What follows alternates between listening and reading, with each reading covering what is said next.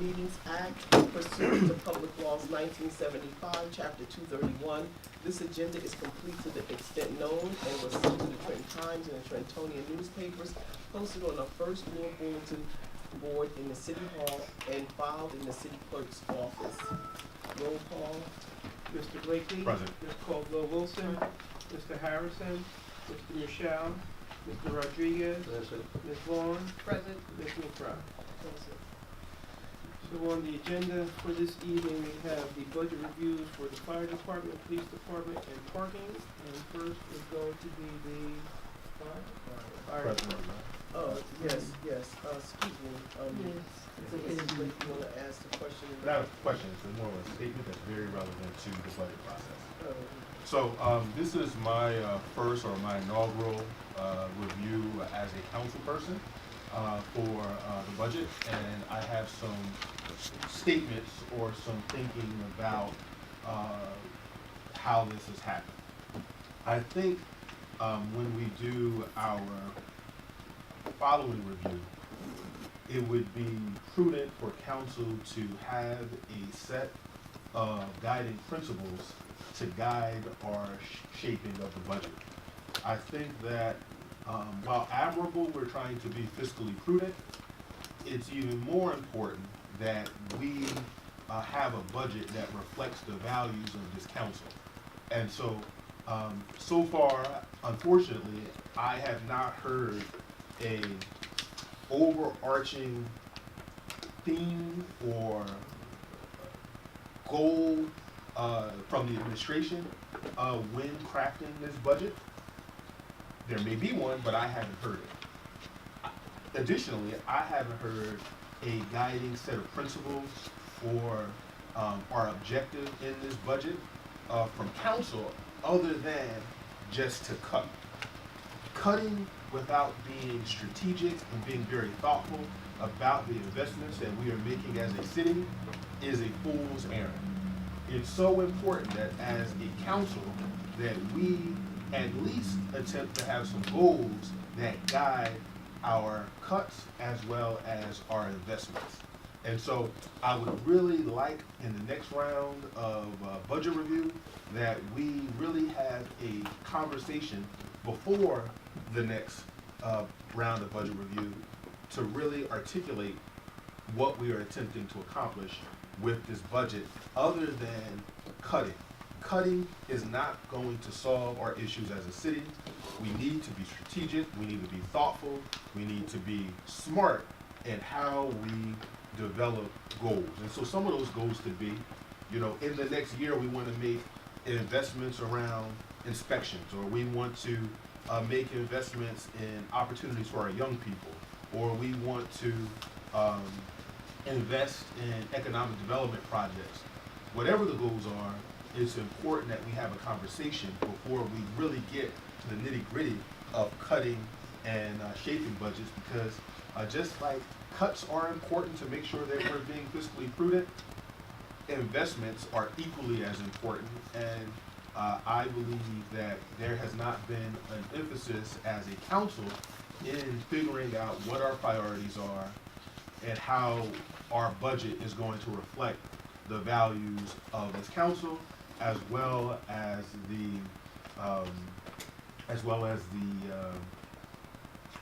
goals and needs of the city.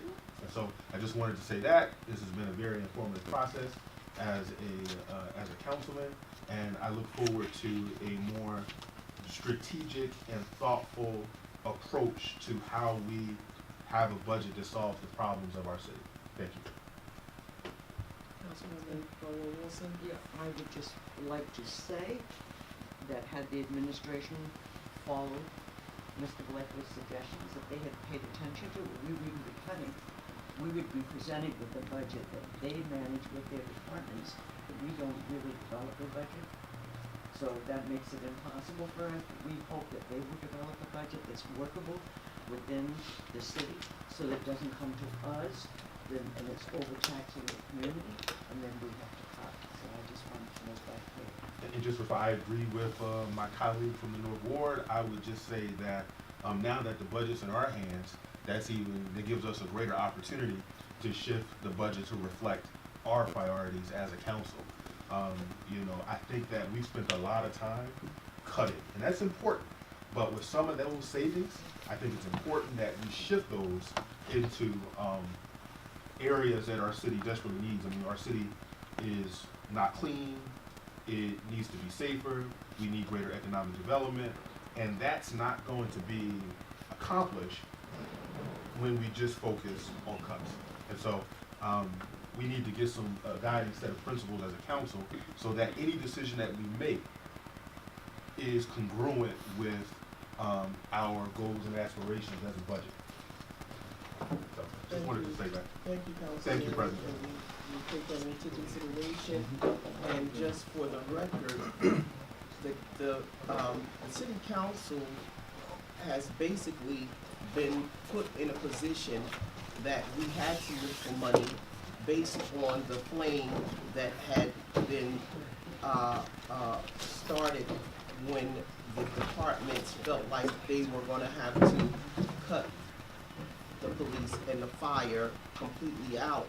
So it put us in a position that we were gonna have to look for monies in order to stave off a serious layoff. That didn't come from the council, that came from the administration. Every city should have a layoff plan. And the layoff plan should not send the departments rushing to the newspapers because every city should have one. And when the administration is discussing a layoff plan, which every city should have, then the public should not be put into a frantic type of move that they feel as though, oh, are you gonna lay off fire? Are you gonna lay off police? And so that is why we're here put in a position to cut the budget or to cut certain items out of the budget in order to secure jobs. And so as we have been through this, as we're going through this process, I have tons of notes here with recommendations to the administration about how we can move forward in our 2020 budget, how we can make some changes that will strengthen our departments as far as the budget is concerned. But for this particular budget here, there has to be some cuts in order to secure jobs. That is what we're trying to do here. We're trying to, it's a two-part. We're trying to secure the jobs, and we're trying to take that 7 cent down that the taxpayers are facing. And so that's why you see the cuts. That's why you see me asking, what do you have to give? Because at the end of the day, I want to keep our police and our fire.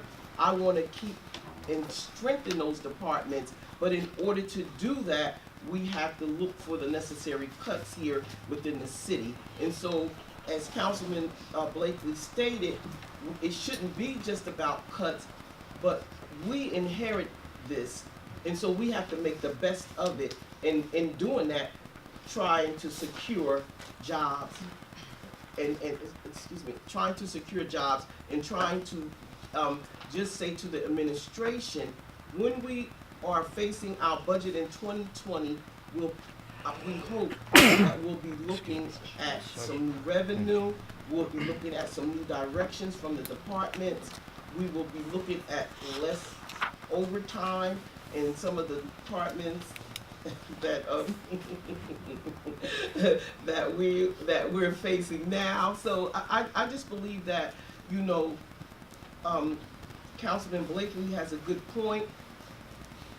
If we had gotten a clean budget, that point would really be ringing out. But because we don't have a clean budget, and we do, we are faced with some tough decisions here. And so I hope the fire and the police and the parking understand that when we do these cuts, the cuts aren't necessarily coming out.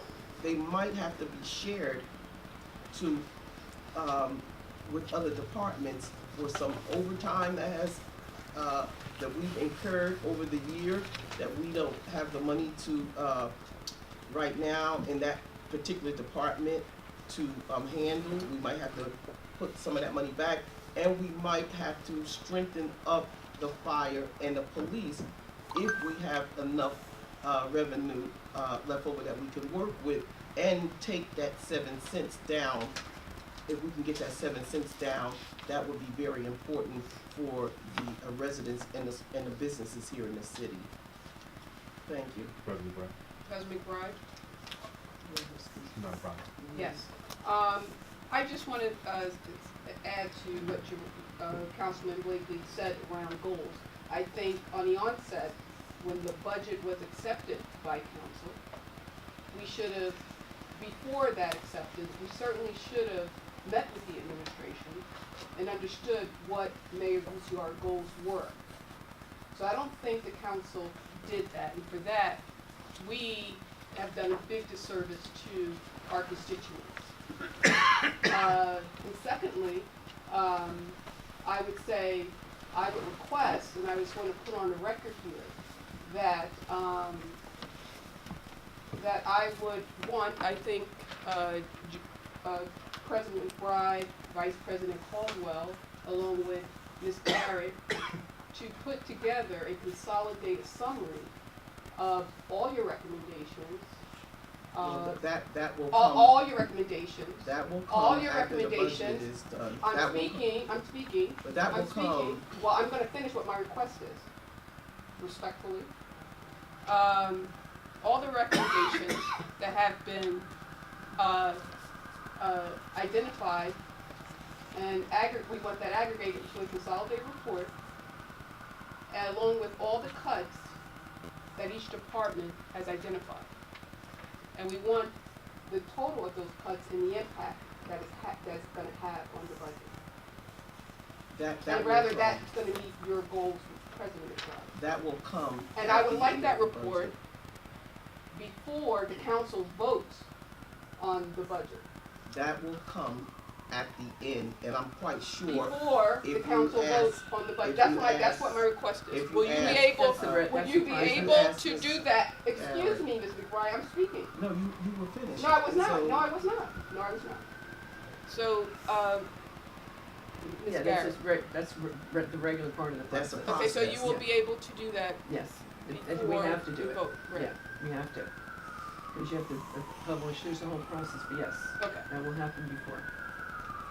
And that is a part of the process at the end when the vice chair and I meet with Ms. Garrett. That is a part of the process to consolidate everything and to put all of the recommendations to that forward for the administration, and also to be able to, as if you had have been to most of the budget meetings, you would have understood that each time we cut the budget or we took from a department, we were very clear where the money was coming On the from. onset, And you did not invite certain individuals to be included in the budget process, President McBride. you are definitely wrong. No, because I'm we not did definitely have a wrong. budget. We did not have a budget meeting You are telling a lie, without my the friend. You are entire- telling a lie. You are telling a lie. I'm not You gonna- excluded a majority of this council from participating in budget committees. You and Vice Mr. President Harris. Caldwell.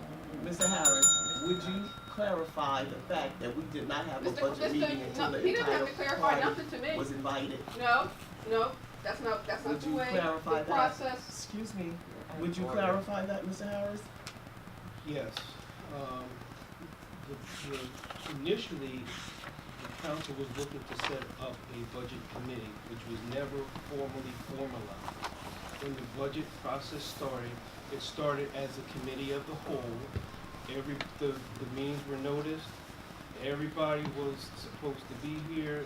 There were no prior budgetary conversations, committees, meetings, delegations, or anything involved before the council as a whole met to discuss the budget. Okay, so for your No, information. that is not my recollection at all. Well, I can't help with your recollection. Because I know I'm certain only telling individuals you. volunteered, including myself, and were denied that opportunity. And I, You never volunteer for anything, Ms. oh, Vaughn. that's not true, Not Mrs. ever a Bride. board That's or not- anything, and oh, I'm not gonna that's go not through true. with that with you. You, So, Mr. Dole, we're here to hear you and the police budget. And I would just like to first welcome each and every one of you here from the police department. And start where most of us have started at in the past. Okay, what I would like to begin by saying is good evening, everyone. As you all may or may not be aware, I am the acting police director of Trenton Police Department. My name is Christopher Anthony Doyle, and I'm here tonight to discuss, obviously, the 2019 budget of the Trenton Police Department. I have with me my team, if you will, Sergeant Alexis Sterlacher, Chief of Staff Captain Stephen Barn, and my Policy and Planning Lieutenant Carmelo Rodriguez. I want to say that these folks have helped me greatly. This is a team effort for the police department. We work together to strive to provide the best services we possibly can in the most effective and efficient way for the city of Trenton and the residents thereof. I want to start by saying I want all of you to know that it's an honor and a privilege for me to be here serving in this capacity, and I am humbled by that. Serving this great city, I just want to thank each and every one of you, you council members, the mayor, his administration, for allowing me and providing me with this opportunity to do so. My tenure with the Trenton Police Department has been very fulfilling. I take this job as my career. It's part of my life. It's not just something that I come to work to do for a paycheck. I come here and work here because I love this city, I love doing what I do, and I love helping people. So I thank God for this opportunity, I thank God for this journey, and I thank my wife, who is my rock, for all her support throughout my last 24 years. I want to say a few things about the structure of the department in general, about the assignment of personnel before we move on. And to start with that, I'm going to say in 2013, approximately 2 years into our last round of layoffs that occurred in 2011, our department at that point was reduced via the layoffs by nearly 40%. Because of that, violent crimes went through the roof. They increased. We had a record year of 39 homicides, 2 police-involved critical incidents with 2 officers shot, 1 that nearly died, 163 shooting incidents with 203 people who were shot and hit by gunfire. It's now been nearly 8 years since the layoffs and 6 years since that horrific year. In the past 6 years, we have worked very hard with previous councils and administrations to get back, although less than 50% of what we were cut, we have gotten some back, which have brought us to this point today. As you are all aware, or should be aware, we have 289 authorized positions for sworn personnel. We have 5 captains with 5 positions filled, 16 lieutenants with 14 positions filled, 35 sergeants with 32 filled, and 233 officers with 227 filled. 289 with 279 filled leaves us with 10 positions. Of those 10 positions, only 5 can be considered vacancies for patrol officers. The other 5 are the vacancies for lieutenants and sergeants. Therefore, we have to absorb, and then we have 12 officers that are on a COPS grant that have to be absorbed into this current 2019 budget, which is going to cost our department $270,000 for the remainder of the 2019 year. What this means is that with 15 positions that we requested and had to be cut from the budget, those 15 positions were slated to help increase our ability to be more effective and efficient with the deployment of personnel to improve the quality of life for our city and for our residents. Make no mistake, this will impact our services to the community with allowing those 15 positions to be cut from this budget. The department will be very limited regarding the number of personnel that can be hired for the upcoming March Academy class. Without additional cuts, we will only be able to hire 5 and possibly 6. And that will not even make up for the difference in what we have slated to retire between now and July 1. Although the number 279 may seem like an adequate number of officers for a city of 7 square miles and approximately 80,000 residents, the responsibilities of the department absorb those numbers rather quickly. So I'm going to explain that to you a little bit. For those who are not familiar with the makeup of the department, it is structured currently into the Office of the Police Director and 4 bureaus, with each having specific responsibilities that require adequate staffing to fulfill their responsibilities. The Office of the Police Director has the Chief of Staff, Internal Affairs, Grants and Domestic Violence Coordinator, Human Resources, Policy and Planning, Fiscal Management, Fleet Management, and the Mayor's Security Detail.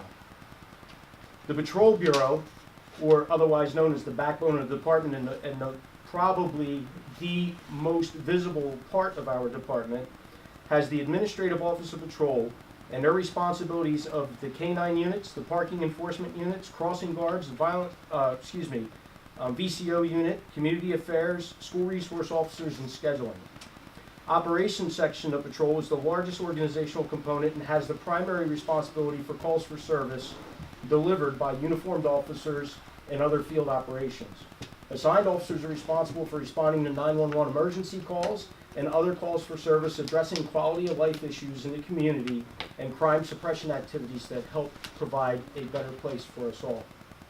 The Special Operations Bureau is composed of the street crimes units, which are a direct crime suppression unit for handling the nexus between the violence in the city with the drugs and the guns. Special Weapons and Tactics teams are also made up of the street crimes units for emergent situations such as an active shooter, such as a barricaded suspect, and thereof. We have the Violent Crimes Unit, we have the Narcotics Task Force, and also with those special operations units, we have an attachment to the U.S. Marshals, the Alcohol Beverage Control, the FBI Task Force, and the DEA attachments, all of which are very important entities for the police department because they also go out and during the course of their duties, their investigations, their arrests, they at times are able to bring back forfeited dollars that can be utilized by the police department, which becomes crucial from time to time. The Criminal Investigation Bureau, which is composed of the Homicide Task Force, the Robbery Aggravated Assault Unit, Property Crimes Unit, Special Victims Unit, the Crime Scene Unit, the Youth Sections, Towing, Firearms, Megan's Law, Arson, Fatal Accidents, Criminal Intelligence, and Internal Media Management. The Administrative Services Bureau, which is made up of the Communications, Buildings and Grounds, Records, our Records Management System, Property and Evidence, Training, Technical Services, and Management Information Specialists, all which are very important in the technology world of the police department. For reasons of public and officer safety, we have minimum manpower requirements in patrol and street crimes units at all times. Minimums fall short due to a variety of reasons, which is why we have to spend money from time to time on overtime. The reasons are vacations, pitman adjustment times, single sick days, long-term sick days, IODs, suspensions. All of these create voids in the manpower. Those voids in the manpower have to be filled due to minimum manpower requirements to maintain officer safety levels and public safety concerns. We constantly explore avenues of manpower adjustments and attempt to save on overtime. We've done that recently and we continue to do that. Just be aware that anytime we adjust manpower via reassignment on a temporary basis, other areas of departmental responsibilities suffer. For example, at current, within the Patrol Bureau, we have 5 people that are out long-term sick, 2 people that are currently suspended, and 2 people that are on light duty. So that's 9 people right off the bat divided into the way we structure our Patrol Bureau that we have to account for every day that drops us towards our minimum manpower requirements. Additionally, from time to time, there are spikes in violent crimes that create the need for overtime where we implement strategies such as Violent Crime Task Force. Most of the time, task force operations are due to crime trends, and the majority of the time, this occurs in the spring, summer, and fall. For us right now, we're in winter, and knock on some wood, say a couple of prayers, things are okay. Most of the overtime or expenses are incurred in the summer, the spring, and the fall. Then there are times when manpower will fall short due to preservation of crime scenes during the time of the investigative process. For example, the horrific mass shooting that occurred at Art All Night in June of 2018. We had to hold that scene, that massive scene, for several days. In order to maintain our minimum manpower requirements, we had to hire on an overtime basis to secure that scene so that we could still render the assistance to the citizens that is needed through the calls of service for the safety of our public. In 2018, we had a total of 3,422 Part 1 offenses. Of those were crime scenes that had to be guarded, that have calculated at just 20%. There were 684 scenes that had to be preserved to be processed to maintain crime scene integrity going forward with prosecutions to ensure that the investigations of the department are successful and not in vain. That equates to nearly 2 per day, which takes manpower. At current staffing levels, however, at current staffing levels, we were able to reduce in 2018 our violent crime committed with firearms for non-fatal shootings by approximately 43%. Our number of victims struck by gunfire in 2018 versus 2017 by 28%, and the number of juvenile victims by 54%, all while increasing the amount of firearms that were taken off the streets by approximately 18%. Those numbers are phenomenal, and those numbers are what we intend to try to keep because it builds the integrity of the department in helping keep the citizens of the city safe. And lastly, before we get into the actual numbers, it is our belief, and I'm speaking on my behalf of my team and the rest of the department, to maintain our current staffing levels and increase them in the future will surely have a long-term negative impact on the economic development within the city, which I'm sure that none of us at this table want to happen. Remember, those who fail to acknowledge history and learn from it are doomed to repeat it. So please, as we go through this budgeting process and we look to cut, keep in mind that everything the police department does is in the best interest of public safety. Without that public safety, without that being our goal, is to ensure everyone's safety that comes here, our economic development will not be able to expand, and it will not be good for the city. So as much as I understand where the council is coming from in regards to cuts, it's going to be very difficult for us to cut. Thank you very much for listening. Officer, your current numbers now are 227? Yes, current numbers of actual sworn police officers are 227 positions filled. And the total capacity is 232? 233. 233? Yes.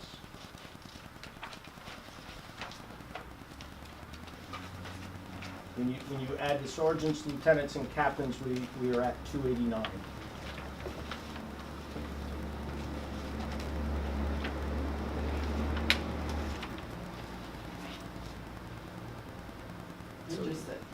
So you're basically six officers down.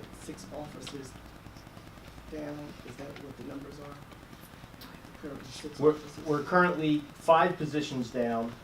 Oh, I'm sorry, there's 5 in patrol, and then we have an additional 5 through 2 lieutenants' positions and 3 sergeants' positions.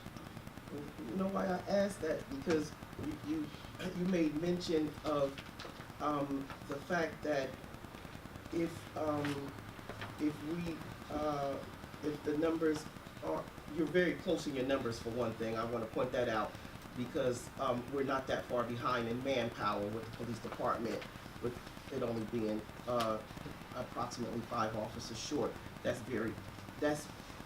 It's not a bad thing. You're at, those are some good numbers.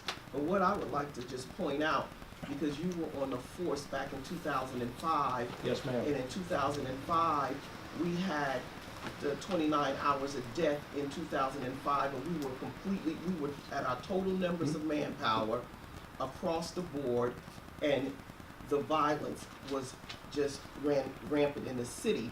So my whole thing is not all the numbers, because we're very close with the numbers. My thing is strategically planning how we use those officers when we have them on, because at our complete height in 2005, with every position filled in that department, we had 29 hours of depth, and I'm quite sure I don't know We- if we had- Jeremiah was on in 20, so what my point is that where the police department is not all doom and gloom as far as those numbers are concerned. If I may, Mr. President, when you refer to 2005, that year was our record year in homicides. We had 32 murders that year. Probably 85% of them were gang-related homicides. If the history in the city, in 2003, 4, and 5, we had a great deal of influx of young men in the city who participated in the Bloods gangs and the Crips gangs. More so in the Bloods, in different fashions of the Bloods. Sex, Money, and Murder Bloods, Bounty Hunter Bloods, G-Shine Bloods. And they were not structured in a way that the individuals, if you will, who are still participating or are currently participating in the criminal element, they were structured differently. They were from different neighborhoods but connected to specific lines of those gangs. And in 2005, even with all the police officers that we had, it was very difficult to control the influx of violence that occurred with that gang activity. I know because I lived it. I was in the homicide unit that year. We were short in the homicide unit that year, and the violence was indeed bad. And with those officers, we even had wiretaps that were up at that time that were being monitored, and it was difficult with real-time intelligence to be able to keep pace with the violence that was occurring through the gangs. Since then, we were able to, in 2006, 7, and 8, we started to see a reduction in that gang activity. Yes, are there still individuals in the city of Trenton that say that they might be in gangs or identified as a gang member? Yes, but those gangs are no longer structured the way that they were before. Now it's back to, if you will, it's back to more neighborhood or territorial issues, not so much the gang-related issues. So before, where you had different people from different neighborhoods hooking up with different gang fashions, it spread the violence out more. Now the violence is more isolated, so with less people, we're able to put a reduction in those numbers, even though at any time that can change back, just like history has shown us that it changed before. And without numbers, we won't be able to curtail that violence from occurring again. And you can clearly see in 2005 there were 32 murders, in 2006 21, in 2007 it went back up to 25. We had issues with the gangs, but then in 2008 it started to fall down, and we had 19, 2009, 17, 2010, 15. Then we had the layoffs. 2011 it went to 25, 12, 24, 13, up to 39, with 161 incidents with 203 people shot. 14 we had 34, which was higher than in 2005. And we've been able to get some officers back, like I said, less than 50%, but a good percentage. And in 2015 it dropped to 20, 2016 22, 2017 23, and now 2018 18. So our numbers have dropped. Our violent crimes with firearms have dropped. We were able to reestablish the street crimes unit, the special operations unit that attack those fashions of the city where violence is plagued. And it is very important for us to have those officers there.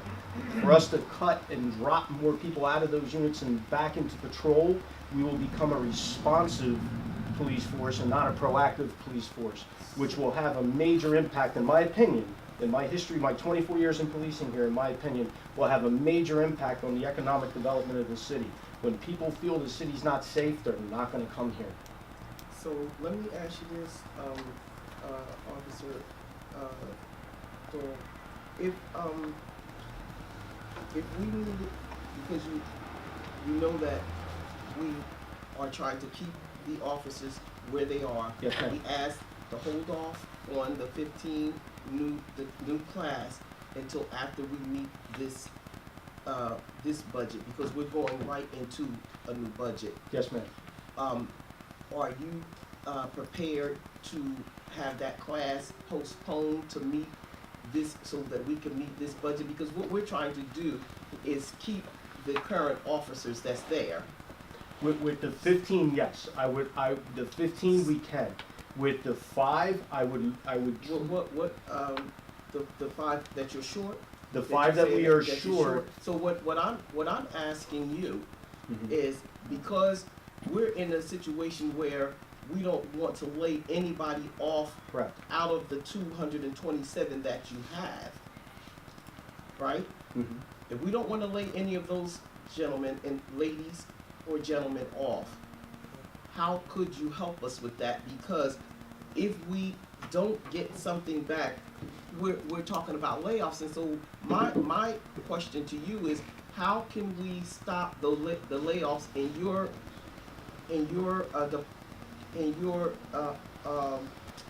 the police department? The 15 we can postpone, Mhm. and you're saying that you need the 5, and I'm asking you, can you come up with a strategic plan to utilize those 227 until after we get through this budget? That's my question to you. It would be very difficult for us to not fill those 5 positions. It would be very difficult to not fill those positions. We have additional people looking to retire, and with each one of those folks that retire, it lessens our available manpower, which then increases, which I know right now we're trying to decrease, and I don't want to intertwine the two topics. So we're gonna get into how many are going out, Yes. as far as the actual number of how many that are retiring within this budget cycle here. Well, we just had 8 retire between October and December. And we have an additional 4 that are going to be off our payroll between now and March 1st. And so those were all rank and file. Yes, So you had 8. 8 between October and December.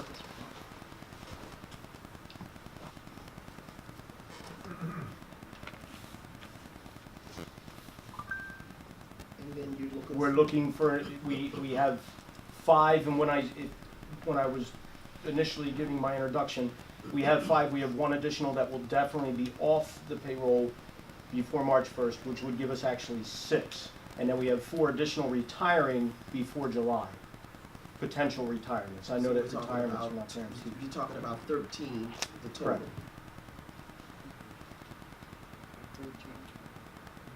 13 total. And that's between now and March and July. No, 17. and one that was So we have 8 between October and December. or January to March, or did I miss that too? No, we have 5 vacancies, so Oh. plus 1 would be 6. And then we had, by March 1st, I'm sorry, and then we have an additional 4 slated to retire after March 1st, but before July 1st.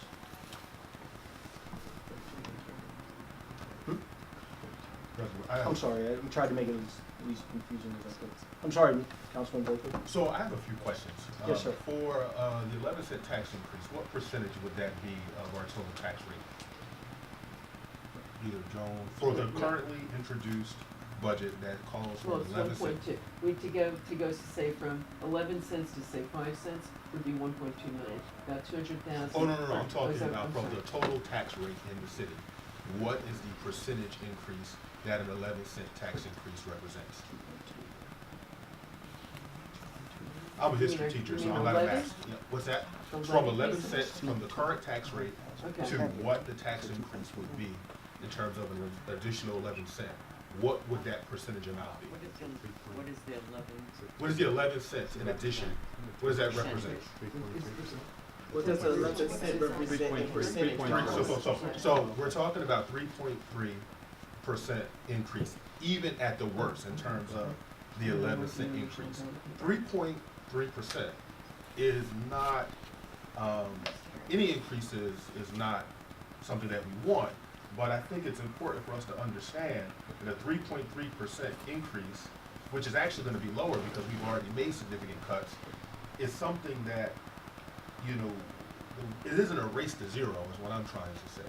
That the race isn't to get from 11 cent to go all the way to zero, because the fact of the matter is we need to make investments as a city. Now I have a question. With the at the worst case scenario, there are no layoffs included in the current plan. Correct.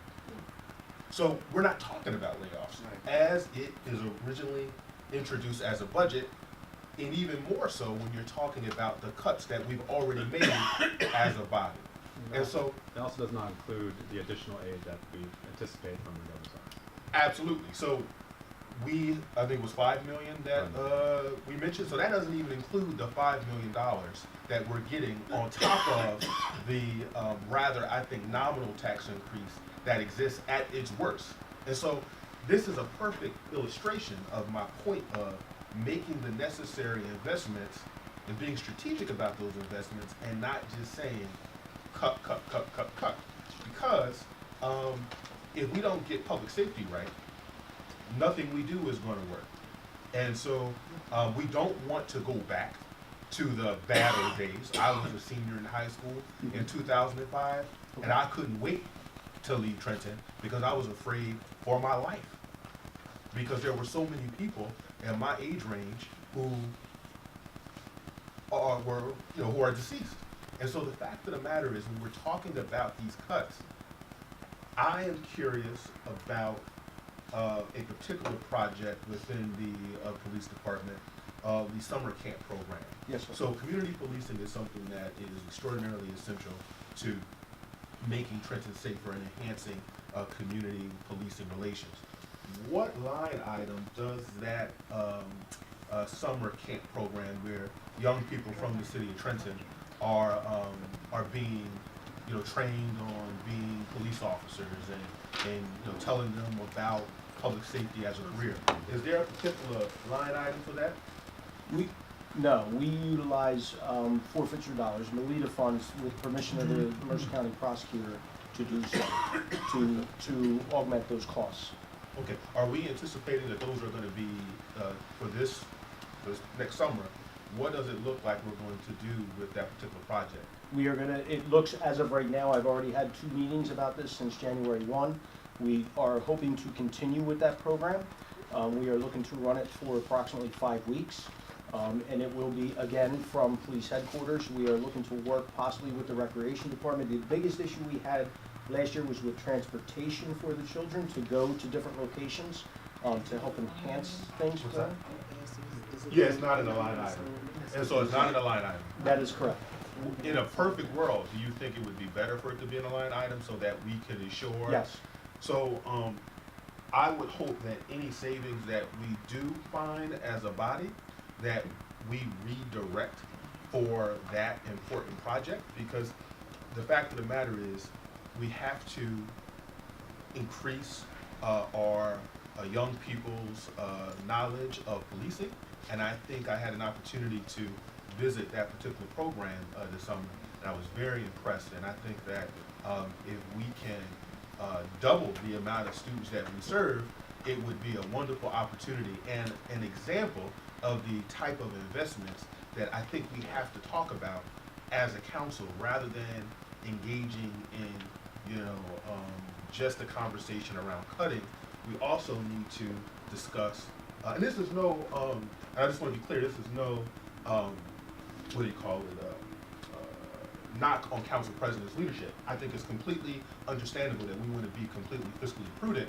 I just think that in addition to cuts, we need to start talking about smart investments. Yes, and I sir. think an investment in that particular project is an idea of a smart investment. I would agree, 100%. I think that any positive impact the police department can have on the youth of the city will do wonders for their future and for the future of the police department and the relationship between the two, which is something that was not there back when you just referred to being a senior in high school in 2005. And I understand that you lost a lot of friends. Oh, because absolutely, yeah. I dealt with a lot of grieving parents. And it was very difficult because I'm very passionate about what I do. And it was very difficult. And I never want to see that again. Never. So to have a question, what is the amount of money do you need to run that project?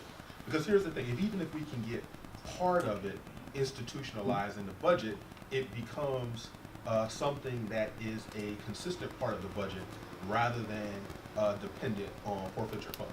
So how much money are we talking about to run a 5 week? it depends if we're, doing transportation in-house or if not, because the transportation is the biggest cost on that. Is it? Yeah, so it's about 15,000. Now, I know that there can be some conversations, I'm the school board liaison, there can be some conversations with the, school board, because I think they just ordered a bunch of buses. Yes. We did talk, we did bring that up in our meetings to connect with the school board and recreation department. Well, let me know how that works, because I can be very helpful with that Okay. as the school board liaison. But, how much money on the low end and the high end are we talking about? It would vary depending on the activities that we're able to take the children to, and if we're able to connect with any possibly nonprofits that want to donate to it. But I would say, 15 on the low end, and for the 5 weeks, and I would say maybe 30 on the high, depending.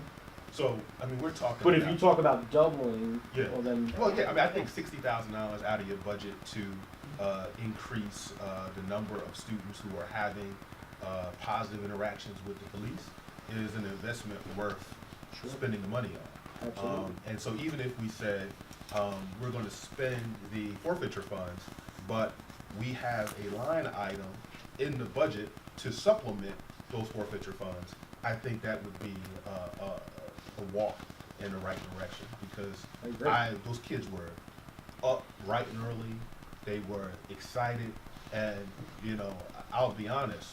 When I was in elementary school, it wasn't my idea of a fun summer to spend it with cops, and they do.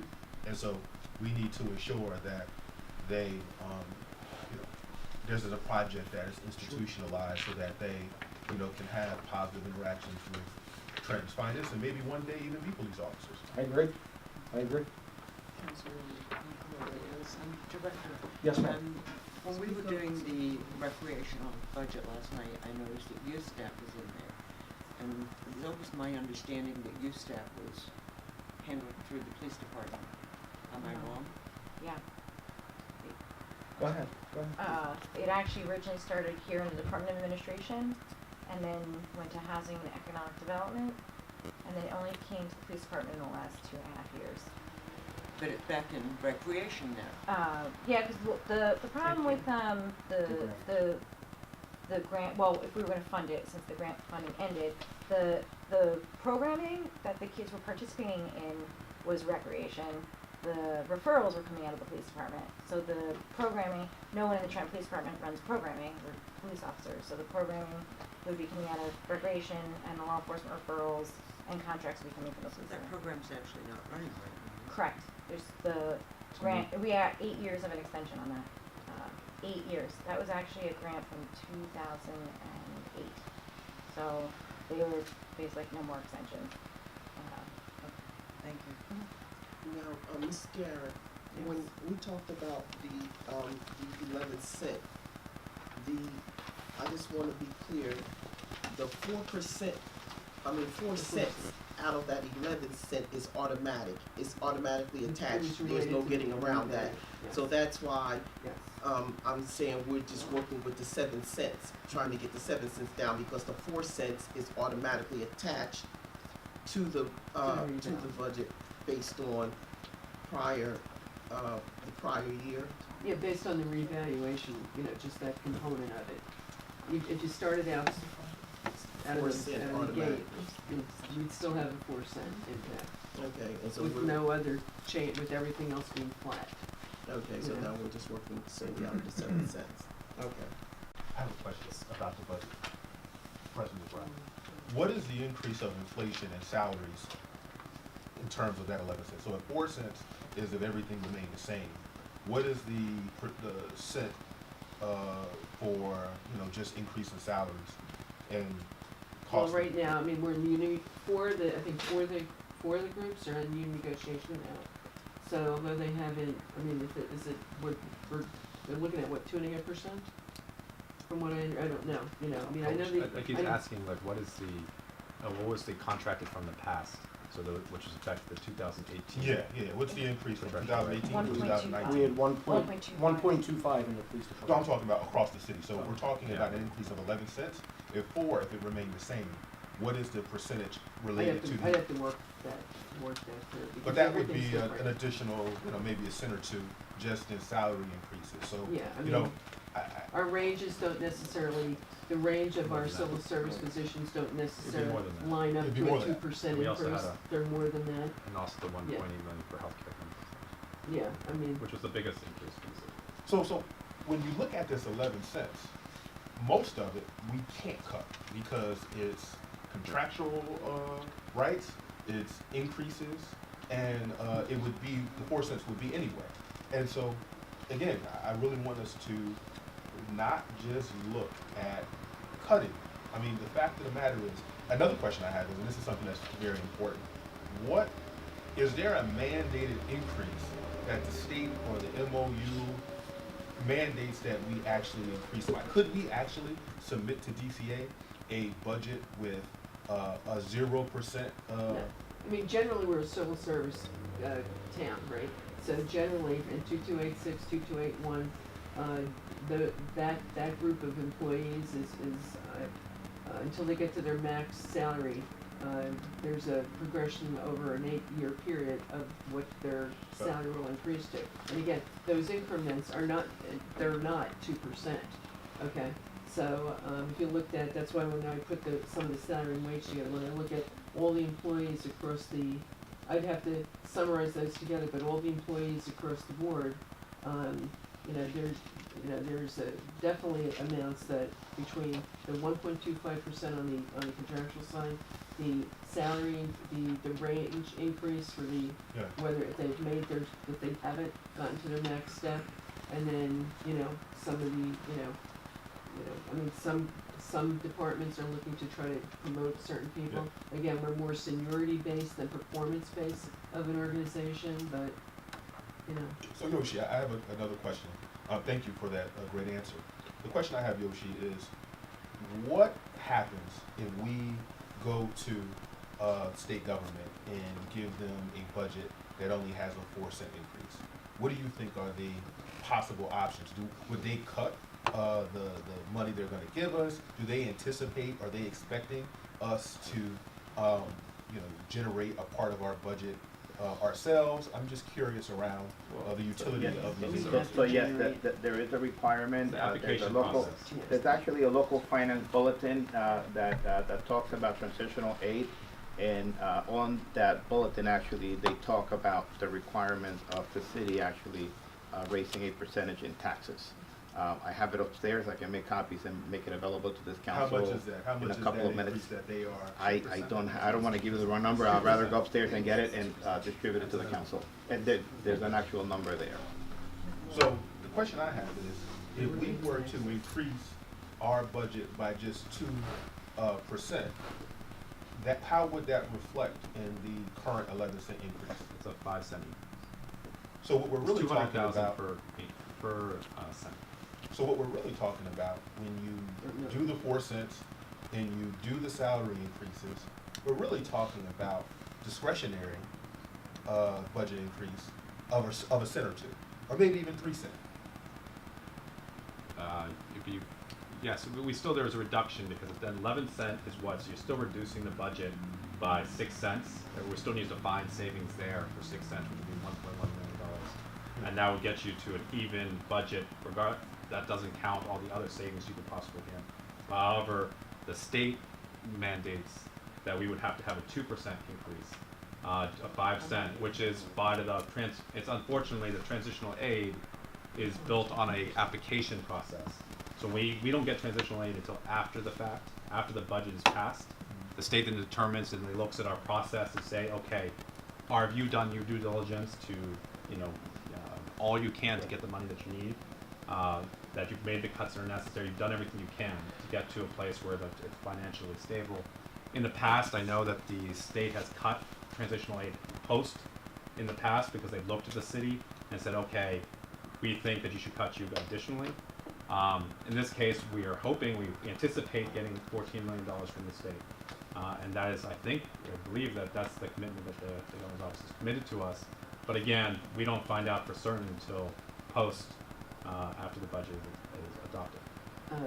well, now wait, I gotta Yeah. clarify. If I may. Yeah, Yeah, go sure. ahead, Councilwoman. So it seems like every mayor, ever since we've gone on transitional aid, Right. has created spin doctors to talk about this 2%. And we are not mandated to increase by 2%. We are mandated, if we go beyond 2%, that we have to get a waiver. They don't say anything about us going below that 2%, and I don't know why you all just keep spinning that. Okay, so council, it's not in the MOU, it's in the application itself. When you make an application for, and which is, Adam will be able to provide that to the council, so you have clarification on that. We've spoken to DCA again on this issue, they clarified that to us as well, is that they will look at this, so what possibly could happen is, you're right, we can go 0%, but what they will do is they will then reduce the amount that we get I'm by $1 sorry, million. there are no penalties for you not increasing your Correct, tax. there's no That shows penalty, fiscal however, there is no prudence if you ask obligation me. of the state Excuse to me, provide this that full shows amount. fiscal prudence if you don't have to raise it. If you don't have to raise the taxes and you're not laying off people. Correct. And you're managing departments, that should show fiscal prudence to give them the inclination to say to us, well, we don't have to be under DCA anymore. But you're saying if we're fiscally prudent and we do everything right, we're gonna get penalized. It's not a penalty, That's I don't what's believe it's a spent. penalty. So It's a- can I, Yeah. Councilman No, Black? I So mean- this is a very, I'm sorry, how do you finish? Yeah. Yeah, go ahead. Thank you. So let me give an analogy so that we can understand this. It's similar to if you're going on a diet, say we're going on a diet in terms of exercise and fiscal restraint, then DCA is not obligated to feed us as much in terms of giving us additional resources because they're saying, hey, you guys are reducing. The fact of the matter is these additional spending money so that we can get out of the blight that the city is in is actually why DCA is giving us these additional funds. If we're not actually spending that money that we're getting, then they're saying, why do you need the money? No, And so, well, no, am I correct? no, you're not. DCA is giving the transitional aid because they took the contra aid completely away. And then they have an oversight because of mismanagement. And when you prove that you can take that budget down and manage that money on your own, you will not be penalized for that. Well, you're saying that we are going to be penalized. I'm saying that I'm you not will saying not be penalized. What they will do is they can determine that they believe that the city, as part of the transition, when you make the application, you have to put the tax rate on the application. And that's what they'll be shown, what Adam is gonna be able to bring down to you. It's up to the council ultimately to do what you feel is necessary.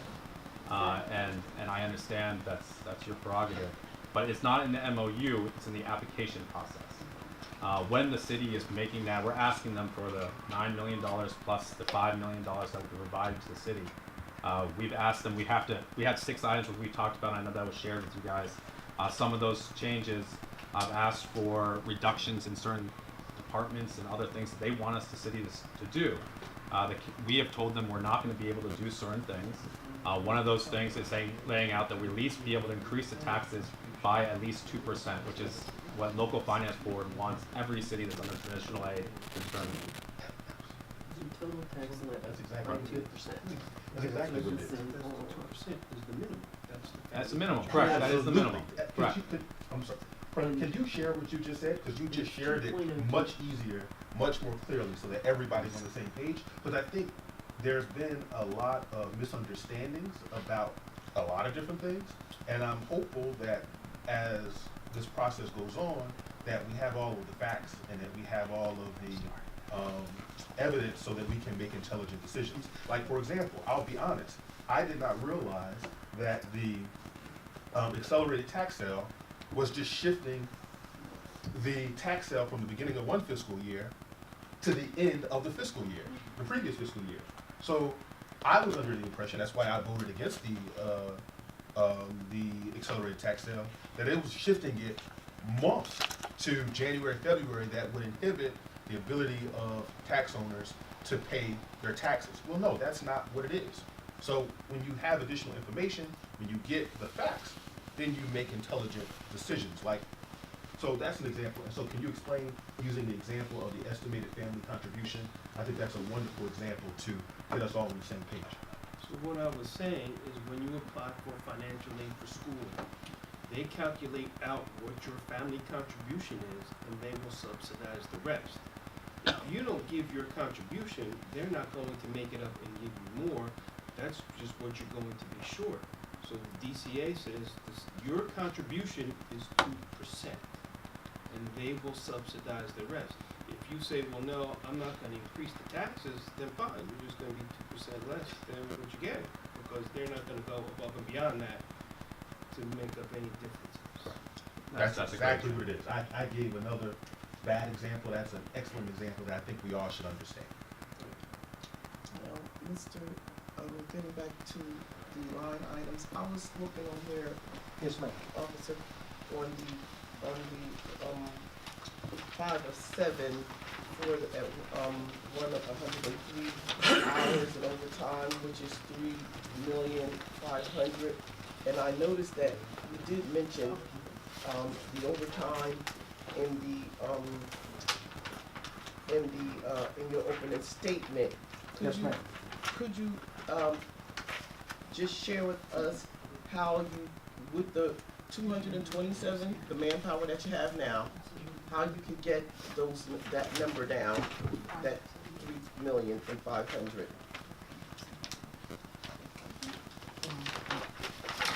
Hold on one second, I'm just trying to see where you're looking.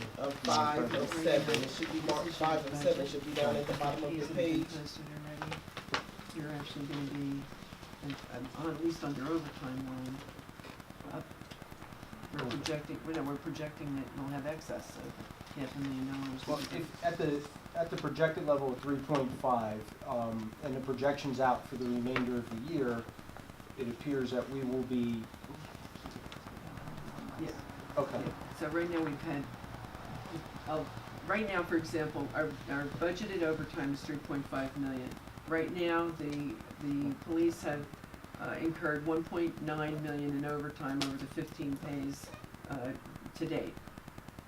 Saying about $98,000 we're estimating for the next 11.5 payrolls. So at 11.5 more payrolls, we get to a total projection of something like 3.1 versus the 3.5. Right now, we're actually, depending on the variable we're using for the estimate for overtime, we actually have a little cushion there of about 400,000. actually Of course, it's an 400,000. extremely variable number, Right. or it can be. It can fluctuate, but but it's more not- likely than not, it'll be the 400,000. Something around there as of this paycheck. And what we do is, as I said, we continually look to adjust manpower, to try to curtail the overtime issues. Right now, it is, again, winter time, which is, I don't wanna jinx anything, blessings, but is our slower period of time, if you will. So we right now, I've even reduced, I've pulled back a little bit on the street crimes units to fulfill some slots in overtime. Had to shift some manpower to day and night tours to reduce the amount of overtime that was being generated in patrol fill-in overtime. And right now, that is working. And we have a plan moving forward to be able to continue with that decrease or to keep it equal so that over time we will end up as close to that $400,000 as possible. Okay, that's a good thing. Marge, and then Santiago, you Marge, and then Santiago. Yes, ma'am. So, Director, so on page 3 of 7, it would be line item 299. Can you explain that to me? Because Yes, absolutely. 299 is all of our annual contracts, which is, this is the NOC and housing placement.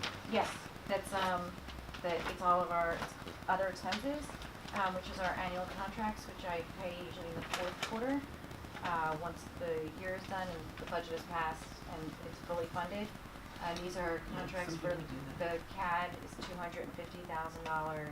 That's one of the larger expenses. Drug testing, undercover funds, phones, city phones, the FiOS for the cameras and Comcast that we utilize in crime prevention, ADL software, our internet for the police vehicles, to be able to maintain the locations of the police vehicles, and they can log on to use the computers to gain real-time We just passed information. the whole, we just passed a contract that included the police internet in the vehicles too, that we pay for the internet service. The contract for for Verizon, yeah, that's citywide, we still pay the bill. That doesn't denote who, that's like a citywide contract for the city to be in contract with Verizon or Comcast, but the department still pays the bill.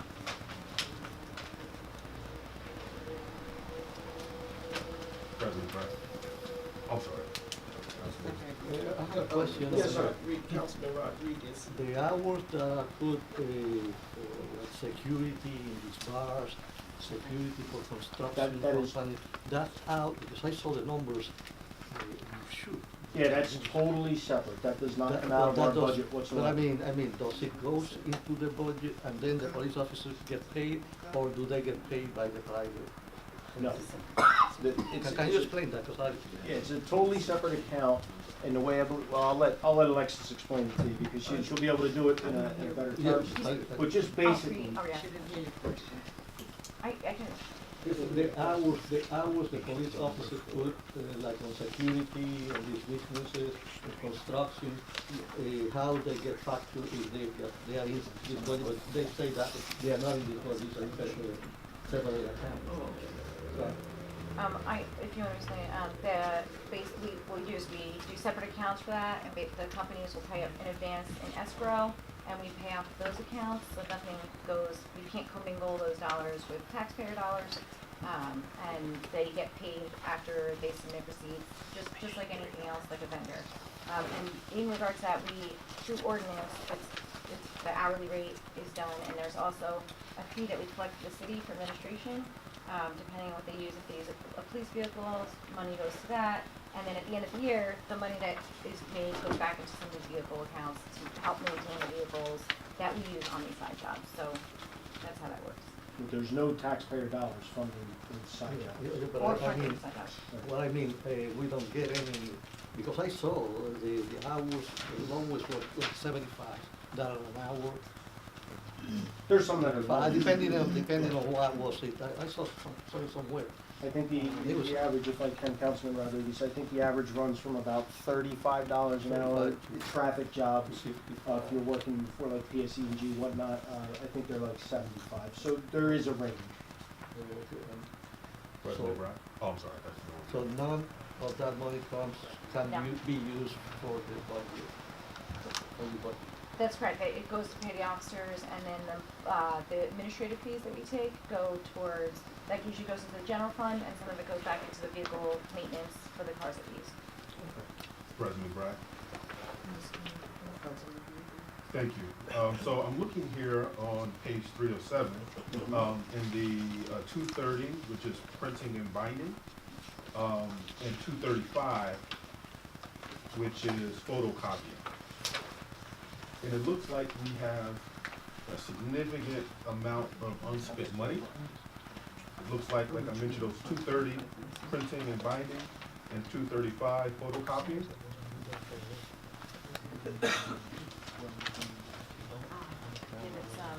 For example, for photocopying, we have over nearly $56,000 appropriated for photocopying. It looks like we only spent $18,000. And so I'm thinking about ways that we can have a permanent line item for that summer camp. It looks like we could get a significant amount of money. Yeah, but a lot of these we should I don't, isn't that in there? you save a lot of it Yeah. until after we budget. Councilman, Yes. one of the things that, besides maybe just making sure that invoices are paid on a timely basis, but some of the departments actually hold back some of their spending until the budget is adopted, and then and a lot of their things are timed for that kind of last 3 months of the year, because they've learned to they've adapted to kind of a more conservative approach. So that's also, in some groups, of course, time is of the essence on certain things, but in some groups where they kind of push that contract or that payment cycle to the fourth quarter or after the budget. So it distorts the budget versus actual. So they've been looks like they're underspent, but then as soon as the budget gets approved, then they go and spend it. I don't know why, yeah, I'm not an advocate So of my that point is, they're process, not but- gonna spend $20,000 in making copies over the next 3 months. I mean, I just. Well, Just so you know, that's, yeah. this one, we actually ended up spending, this last one I think is from 2 days ago, but we did spend actually $10,000 additional from what you're saying. And it's photocopying is paper, anything with a copy This is- machine. The printing and binding is like making, pamphlets for recruitment and things like that, so they're not, it's not the That's same. the budget, Like, we're and coming that's up what to a they spent recruitment so far. process, right now, we actually had several meetings, so we're now going to spend money, but we had to make a pamphlet and things like that, so that's, we might see some savings Yeah, there. so all I'm But- trying to do is trying to figure out in underutilized categories and underutilized line items, Yes. where can we grab that money from Right. and reappropriate it for a project that I think is very important. I don't know if we'll be able to do that this year, so this year we will continue probably through the Melita funds to fund that program as best we can and to offset, so there's no burden on the city with the budget. But next year, as you said, create a line item based on those savings, for hopefully up to $60,000 to be able to go forward with those summer camp programs. That's all obligated. Okay, so, I've done resolution. you know, we're almost done this budget, we'll be going into the next budget soon. Correct. And so for the next budget, I'm hoping to see a line item, and that, the next budget would actually be the budget that deals with the summer camp Correct, for this upcoming for summer. 2020, fiscal year 2020. For 2020, okay, so let's definitely, you know, make that a priority for next Yes, sir. time. And, I think 60,000 is a nice round number that I'd like to see, to ensure, and also for using the, forfeiture funds, as a supplement. Yes, sir. So, okay, just sir. wanted to, And the issue of scheduling during that fourth quarter. you know, bring that to bear, because I saw that there was a big gap between what was budgeted, but you gave me, a coherent explanation, and I think. Thank you, sir.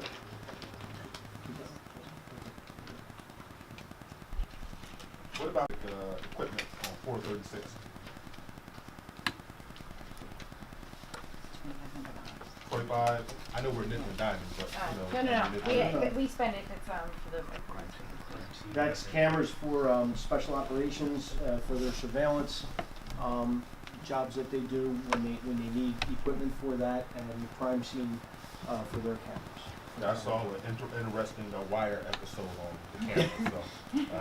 The thing that I have to get a clear understanding of is when we do a budget, like we did the contract, we just passed a contract for the internet in the cars. Yes. And so today, you're saying that the police department pays for that. And so I need to be clear when those contracts come around to make sure, because on it said, on the attachment, it said capital budget, like it was coming out of our capital budget, and now you're telling me for, that you guys paid for it.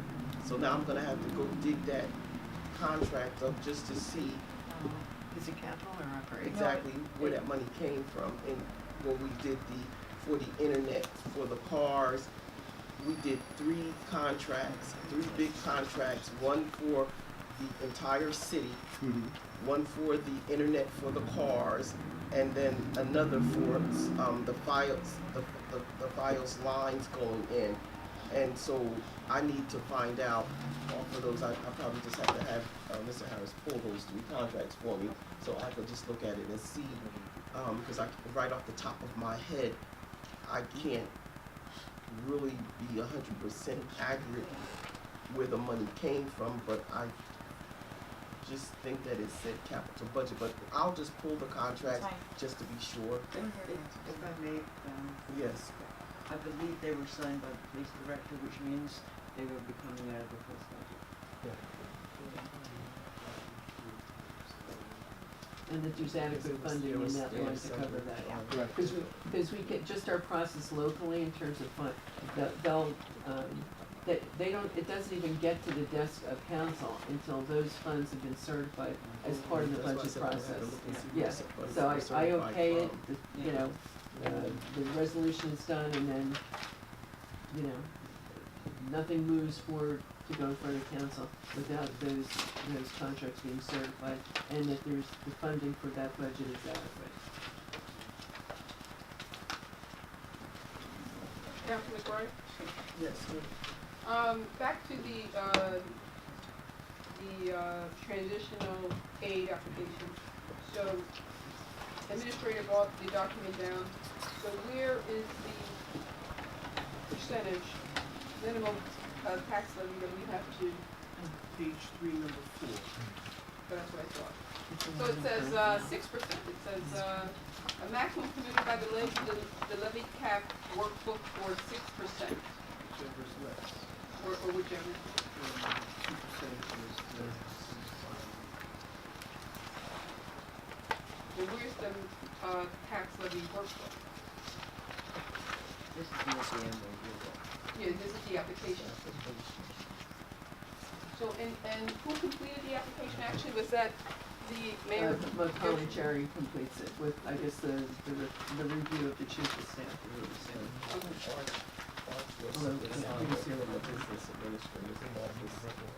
Or, no, you weren't involved. This is why President Franklin had the floor. Well, I just want to make sure I don't, oh, I interrupted you, I'm sorry. You're done? Okay. So what I'm saying is this, that's why it's important that we have all of the facts.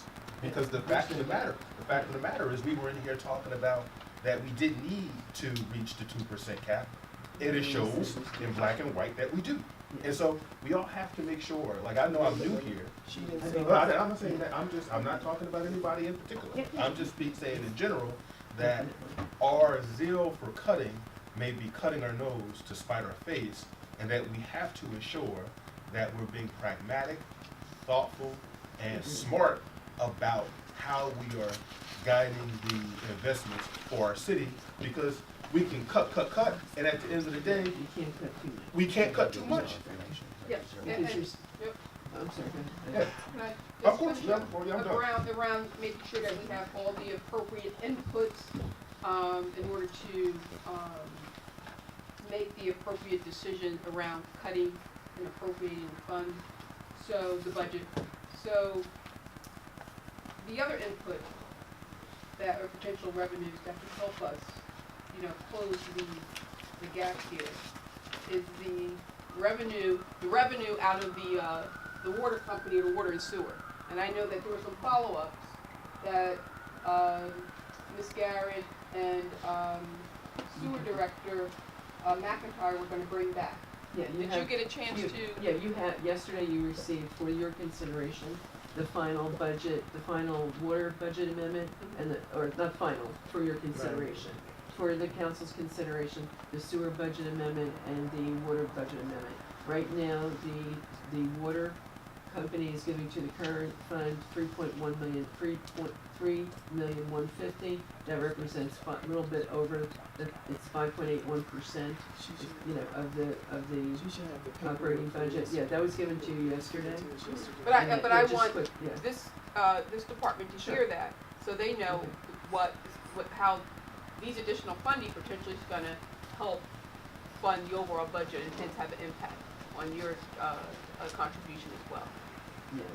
right? So continue. So the water department's gonna give us No, 5 get your paper and look at your paperwork that was submitted to you yesterday, so we can deal Gave you with some this amendments budget. No, but I want everybody to hear that, right? That should be. No, it was attached to your paper. The amendment is a part of what we will be dealing with when we move forward with the budget. But right now, we need to Each finish the department will police have that. department. We need to finish with the police I know, but that's one of department. the inputs though. You understand? I mean, I wanna understand the confirmation about what the amount of funding that we were gonna be receiving from the water and sewer. So it's 5.8%? 5.8%, as well as 1.3 related to other services that departments provide to the water company. In addition, sewer is about 10% of their operating budget, or 1.3 million. And you'll find when we get to parking, about 39% of the parking utility or 600,000 is a contribution to So the we'll current be fund able as to well. source that money. That money, adoption comes over to the current fund, yes. There's nothing that's gonna preclude us from doing that, right? No. No.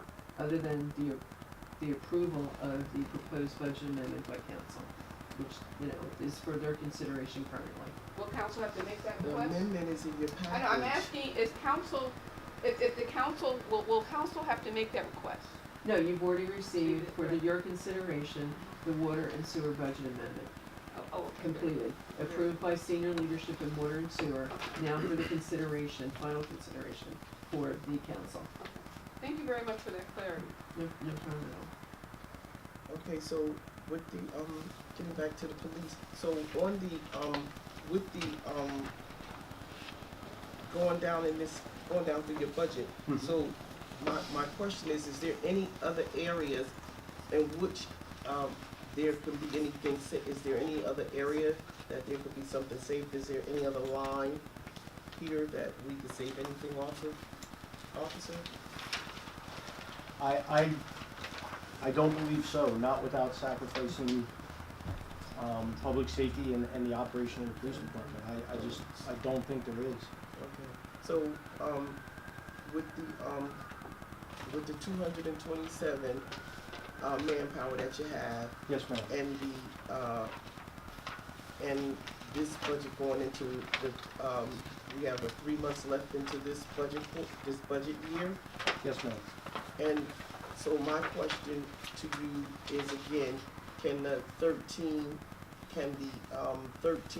that you need be considered in the 2020 in order for us to be basically like where you are now, like we're 3 months in, and so we're getting ready to go into the 20, we're getting ready to go into 2019, 2020? I think I definitely need the 5. Definitely need the 5. So if someone said to you. In the March class. Right, so when you had your meeting with the administration and they told you to get prepared to lay off, I'm asking you, compared to laying off, compared to keeping what you have here, what do you want to do? When you went into your meeting and they said prepare for the layoffs, I'm asking you, Yes. as the head of this department, can you manage the 227 versus?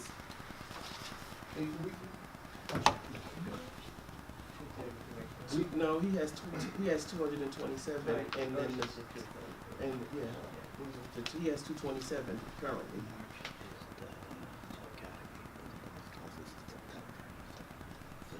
If we put those 5 in March, they won't graduate the class until September.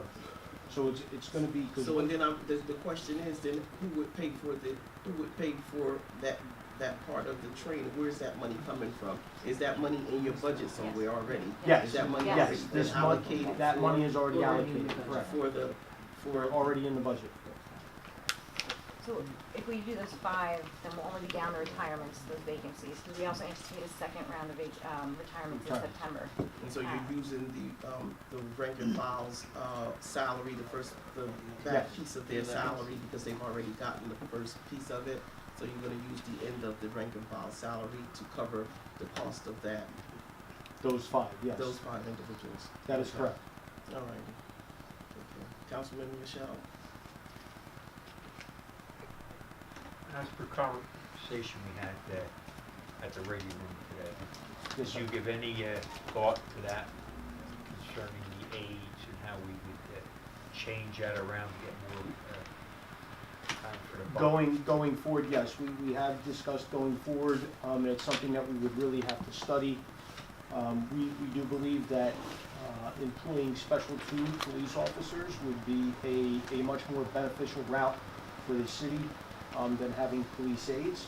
So that's something that we would have to conduct a study on, figure out how we'd be able to get the money in the budget to do so. Sorry. Special 2 police officers, they are along the lines of like a Special 3, only Special 3s can only work in the schools. Special 2s can actually come into the city. They go through a abbreviated police academy. When they're finished and completed with that academy, which Mercer County does not offer, they would have to go to, like, I think Ocean County to do so. They can come on as part of your workforce. We can hire up to 25% of our active workforce through special officers, special twos. They do not have to be paid benefits, only hourly wages. But when they come into work, they come into work in uniform, they are provided with a weapon, they have full police powers within the jurisdiction of the city. So we would be able to augment greatly our police force with being able to hire the special twos. We would be able to utilize them in our courts, we'd be able to utilize them in our lockups areas, we would be able to utilize them behind the desk, we'd be able to use them in property and evidence, which all right now, those positions are filled by full-time, full-position police officers with salary and benefits that cost the city a lot more money. Those officers would be able to get onto the street and be more same cop, same area, same neighborhood than what we are able to do now with the limited manpower. It is not a union busting tool. And it would help to enhance folks that would come in to work as special twos. If they come in, they like it here, we could even set requirements that they should be hired directly from the city and they already live in the city. They would be able to decide whether or not police work is actually for them. Then they could take the test, they're already experienced, and then they would have to augment the training they already had, complete some additional training, and then come on as full-time officers. And I think it would be very beneficial. So, but it's in the very beginning stages. It's something that we have to study. But we could use, they have full police powers, but we would utilize them when we have large crime scenes because their salary is minimal. They only can work a certain amount of hours per week, and you're not paying them what you're paying full-time police officers, and you don't have to worry about benefits.